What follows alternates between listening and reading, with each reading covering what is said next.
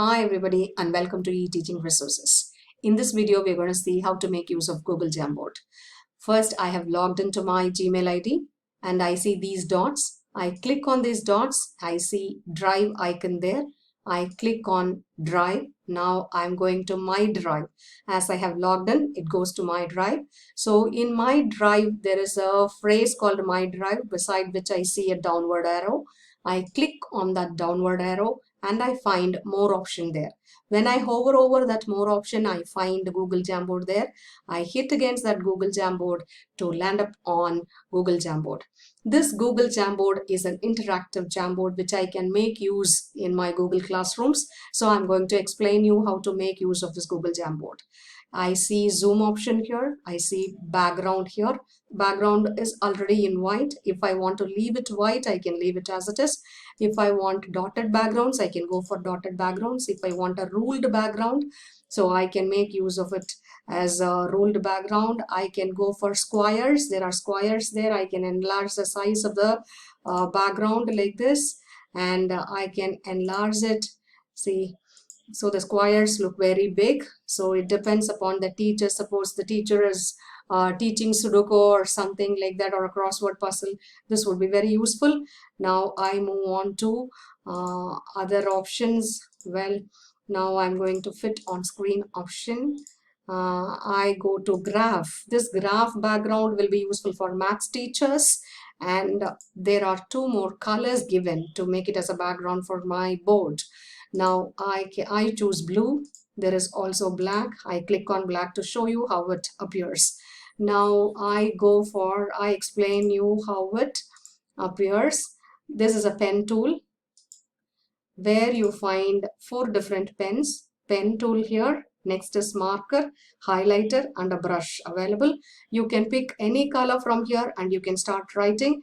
And this is eraser with which you can erase that. And this is a select tool to choose and select pictures or things. This is a sticky note. I show you how it is used. Sticky note also, you find different colors. You can choose the color of your sticky note based on the use. Suppose you want this kind of a sticky note color. Okay, you can tell your students. Suppose it's a maths teacher who's teaching. The maths teacher may give an instruction like this. Use the formulae given here to solve the problems.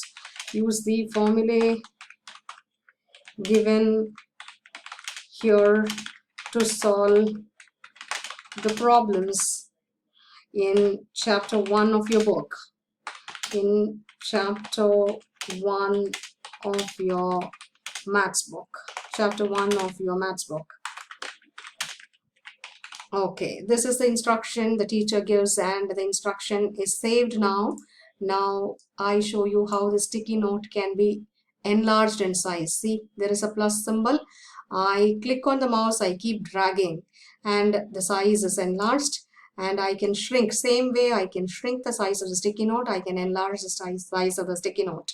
Well, here you have 3 dots. Click on these 3 dots. One is for editing. I can edit the sticky note. If I want to change anything here, use the formula given here to solve the problems in chapter 1 of your maths book.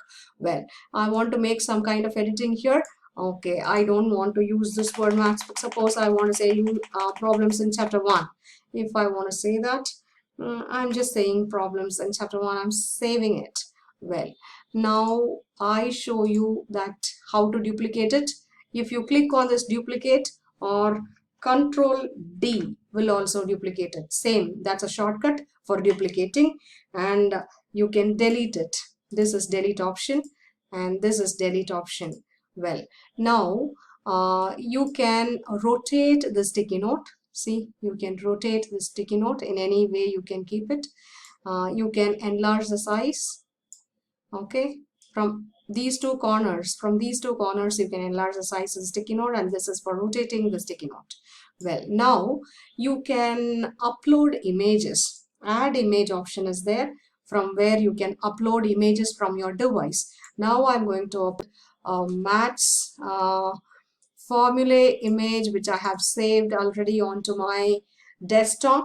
I'm adding it here. See, that image comes onto the screen now. So these are the formulae that the students are asked to use to finish off the problems, to work out the problems in chapter 1. So this is instruction given by the teacher now. So I want to save it, and this is a laser tool just to show. While presenting, this laser tool will be very useful as you use your laser remote while presenting. Same way it can be used. Now I tell you there are frames that you can create. Now there is only one frame, so 1 out of 1 you have created.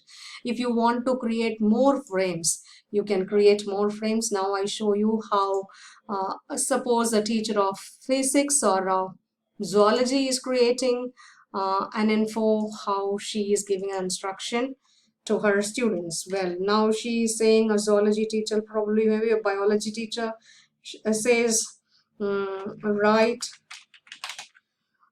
an essay on neurons.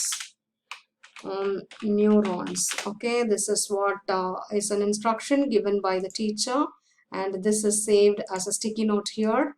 Now the teacher has to upload some picture that is relevant to the instruction that she is given. So let me find out a picture that is relevant, which I have saved it already onto my desktop there. Well, so there comes an image.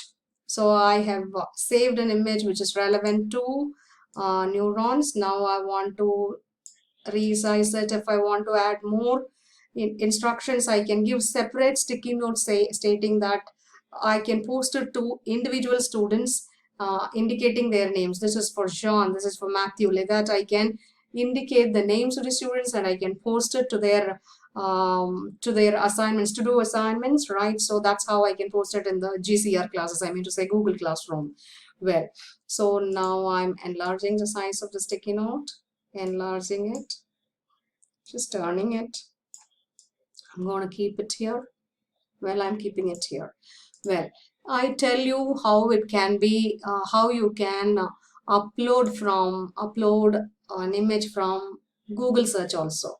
See this, there is a possibility, same icon, same image icon. Here I went, clicked on that.